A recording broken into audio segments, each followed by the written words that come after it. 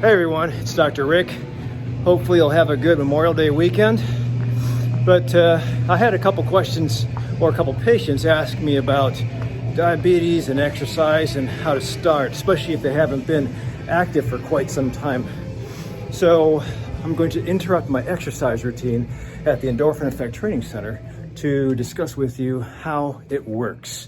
So let's break it down. So the basics have to be understood first, but please try to review my two videos, insulin and death, and then diabetes driving discussions before you go on here.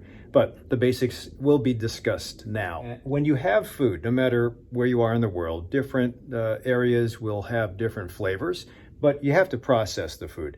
Processing can be as easy as chopping up vegetables to put it into your stew, or processing like what a food company does to put their boxed food on the shelf for months. And then you have to, when it gets to your house, cut it up, present it, chew it, and then have it get to the stomach. And you do all that stuff so that you can have bite-sized amounts to get to the stomach, and the stomach will continue to process the food. I think the stomach and a blender have similarities. Both of them take solid and liquid material, and they blend or marcelate food down to almost baby food type quality, so it's easy to absorb or at least easy to carry. Nowadays, with 50 to 60-hour work weeks, a lot of people will drive and drink in the car or drink their meals down, which is not the healthiest. The food usually gets to the pancreas, small intestine, and then to the microbiome. But I wanted to switch this around because I wanted to concentrate more on the pancreas. So once it gets all passed into the small intestine, large intestine, that's where the beauty happens. After you've broken those solid products into their basic constituents, you have the macronutrients of fat, proteins, and carbohydrates.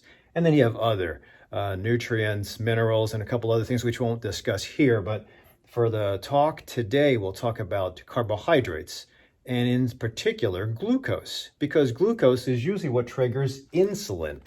And this is our problem. When you have too much glucose, you will have to secrete too much insulin, because anytime the body senses glucose anywhere in the stomach, in the bloodstream, you're going to have the pancreas sense that, and it's going to have to kick out insulin, because insulin is the only way, except for muscle, insulin is the only way glucose gets into the cell. So let's talk about that. Here you have a cell. It can be a neuronal cell. It can be a digestive cell. It can be a bone cell. Bottom line is it can be a cell. It represents all of them. And all cells, except for red blood cells, have a nucleus, have a cytoplasm. And if you're human, usually in the cytoplasm, you'll have these little guys here called mitochondria. Mitochondria are the powerhouses of the body. That's what takes energy packets and converts them into a lot of ATP. Now, you don't need a mitochondria, and there's several theories or myths that say mitochondria are evolutionarily some other form of exogenous bacteria that were absorbed into the body and became commensal bacteria or organelles. Bottom line is that we have these little things here that are responsible for making ATP. And if they work properly, which in COVID they don't, especially if you've had long hauler syndrome or fibromyalgia or some mitochondrial genetic disabilities, this can be a problem. So just as an example with long hauler syndrome, if the mitochondria are dysfunctional, you can have all the energy in the world coming into the cell from all the food you eat. You can even be obese with all that extra fat and energy, and that's what fat is. It's energy stored. And you can even take in more and more carbohydrates every single day, but because COVID destroys the mitochondria, or at least it puts it into dysfunction, you will not be able to make any energy, and every cell will work poorly. Thus, you'll be short of breath, you'll be fatigued, you'll have brain fog, your digestive system won't work properly, you won't be able to reproduce or have babies. Many things that you hear about with COVID are based on the mitochondrial dysfunction. So in theory, if you fix the mitochondria, you should improve a lot of the symptoms. So if it does pertain to you, I am opening up a COVID long hauler clinic. So keep an eye on my YouTube channel, Facebook page, or Herbal 411 homepage on the launch date. Back to our problem with getting energy into the cell. The good thing is that most humans can vacillate between all three macronutrients to use them as fuel sources. Even proteins. So if protein and fat can be used as fuel sources through gluconeogenesis, which happens in the liver. You don't want to do that with protein because you tend to take your muscle down, but that's just in extreme starvation. If you can utilize fat, which is what we're supposed to do, because fat theoretically is the storage form of energy, then that's what we do. But unfortunately, some of us are so carbohydrate dependent that our metabolism forgets how to utilize fat. So instead of eating food, storing it in fat, and then burning the fat later, we eat food, store it in fat, and we eat more food, and we continue storing instead of burning. We mix the signals up, thinking that we're hungry because the fat can't be burned. Somewhere along the line with diabetics, the metabolism got shifted where signaling was off, probably due to too many spikes in insulin, and in the efforts to protect the body from excessive glucose and insulin, the body became insulin resistant. When it becomes insulin resistant, then you have essentially all your fuel, all your insulin floating around in the bloodstream, not getting to where it has to get to. Now, if you float it around in the bloodstream, it doesn't get utilized. You'll have a full tank, but it never gets into the engine. And essentially all the cells say, hey, where's the fuel? But then if you prick your finger, the fuel is floating around the bloodstream. You have glucose levels of 400, but you'll still be tired, fatigued, brain foggy, weak, heart disease, low blood pressure, all the symptoms where every cell in the body is not working properly. What's worse is, as time goes on, the body becomes more insulin resistant. Even if the pancreas says, we're hungry, and you keep on feeding yourself a lot of glucose, you just end up having more insulin in the bloodstream, more glucose in the bloodstream, and it doesn't get into the cell. So then the signal goes back to the brain saying, we don't have any fuel. So it's a bad cycle. You get more resistant to insulin. Eventually, the pancreas says, no way. That's called Starling's curve. See that video too. I'll put the third link down below. And then you lose the pancreas. I do believe that the pancreatic islet cells, which secrete insulin, have a half-life. And they have a ceiling. And if you go over that because you keep on abusing glucose and high sugar meals, you're going to destroy the pancreas. Then comes the question about, if you're deep into the crap, can it be reversed? Like my friend Carla. So hopefully this is all going to make sense in time. Whether you're early diabetes or late diabetes, don't get frustrated. Utilize your endocrinologists or your primary care docs if they're a little more advanced or functional medicine savvy, and try to reverse disease. It isn't just going to be nutrition. It's going to be a lifestyle change, which includes exercise, deep sleep, refreshing sleep, mindful practice, and nutrition. And in some cases, medicines. These are some of the bullet points that I usually try to include when I'm putting up a plan for reversal of disease or lifestyle change. Sleep, activity, nutrition, gut, disease, and deficiency. I think disease and deficiency usually go together because I call vitamin D deficiency actually a disease, whether it's that or iron deficiency, B12 deficiency because of metformin, deficiency in testosterone, estrogen. Those are all deficiencies too, but bottom line is all these things have to be touched. The reason I'm bringing this up is that a lot of people will do great on their own and sometimes reverse their disease and get off their medicines just with nutrition. I've seen some great nutritionists, registered dietitians help people reverse their disease, usually by hand-holding, following them, making some guidance, and most people that go under the tutelage of a registered dietitian or a nutritionist, they will adopt their cooking styles, learn about macronutrients, learn about how to throttle a burner, how to bake goods, how to stay away from certain foods, know about food allergies. They'll do great, but you still have to work on these other things. I have to say, in addition to sleep, there is a form of mindfulness, but that I'll save for another date. All of you who follow me know that I love to include mindfulness in every walk of life, every disease process, every aspect, but sometimes it's a little bit of a rub because it's hard to adapt that, but we'll just keep that in the sleep for now. So even for the lucky people who have nutritionists that get them to lose 100 pounds, you still have to work on these other things. Let's talk about practical application on how I would make a change. I have a warrior named Carla. She's 50 plus. She's 250 pounds. Her hemoglobin A1C is 10 plus. She also hasn't been active, doesn't exercise, maybe in high school, some experience, and she has a ton of cravings, which I think is fair. I think all of us have cravings, but we'll talk about that in a second. Here's the other thing though. She also has a grandchild now. So she's driven to be around for the grandchild and not have the grandchild take care of Carla.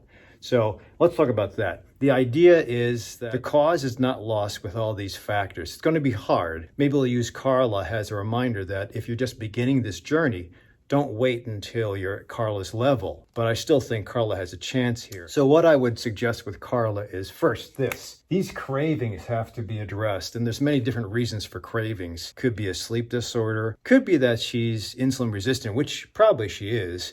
But sometimes when you're insulin resistant, underslept, and you also have pain. And I'm sure a lot of people that are 250 pounds will have problems with back and knee pain or sleep disorder, something called obstructive sleep apnea. With all those things that go with heavier weight or heavier BMI, I think it's important to address them. So sometimes, and I know people don't like medicines, but sometimes it's important when you're trying to start your journey to reverse disease and get youthful again. Sometimes you have to get on a whole bunch of medicines. That's where we take advantage of the science of medicines. There's a point to this, though. You don't just do the standard medicines. You do the best medicines, best bang for the buck, to temporarily reverse the disease so you can get to where you want to get to, lower weight, healthier attitude, better sleep, more rejuvenation, less fatigue, better muscle responsiveness. We also have some time before a heart attack occurs, so we want to definitely take advantage as soon as possible to initiate the lifestyle change. So we have to address all those reasons. That's going to take a lot of questions and answers, decent history, not your average history. I need to be a doctor who pierces Carla's past history and really dissects where she was, where she's going, what happened to put her into this mess. Because it's very complicated. And if you just get cursory, what's your past history, how's your family been, what kind of eating do you have, I think that's very superficial, and you might miss some nuances that will be the keys to reverse disease. Once we can identify the cravings and give Carla a little bit of footing so that she understands that she can control this, it will give her some motivation to dive in and invest. Then we have to be very gentle with exercise. And sometimes it's just TheraBand work. Sometimes it's just a push-up or walking speed, and that's it. But it has to be non-threatening, has to be introductory, and it also has to be observed so that you can watch what happens after the exercise is engaged. Usually what you're going to have is delayed onset muscle soreness, and we have to make sure it's not too painful, because if we're already dealing with pain and we induce more pain, that's going to be a bad experience, and it's going to cause more cravings. So we design around that. And everybody's a little different. I have a lot of women that don't like resistance. I have a lot of men that hate cardio. As coaches, we have to be very deep with our experience and willing to try things even out of our comfort zone so that we have the best success with our clients and patients. This hemoglobin A1C, when it's supposed to be less than 5.7, 10, it's going to be a challenge. And that's where I'd say, okay, if we have metformin, which is a typical pill that you take, I like berberine actually, but metformin is prescription and you can save some money by getting it from your local pharmacy. It does cause a lot of bloating. You have to make sure your liver's okay, but as long as you do it with the right introduction and you ramp up slowly, you should be all right. It doesn't bottom you out, so I think it's a fair entry-level drug. However, going to the other oral medicines, I think is a waste of time. There are a lot of old medicines that are for diabetics, both T2D or type 2 diabetes or type 1 diabetes, but there are also newer medicines that are really great. And that's where I'd say take advantage of the new medicines, but you just have to know how to navigate the insurance business, because there's things called tier 1, which are usually okayed by the insurance because they're the cheapest and they're generic. Then there's tier 3, which are really nice. They have so many great benefits. There are things that are out there that are tier 3 that the insurance company doesn't want you to have, but they work great.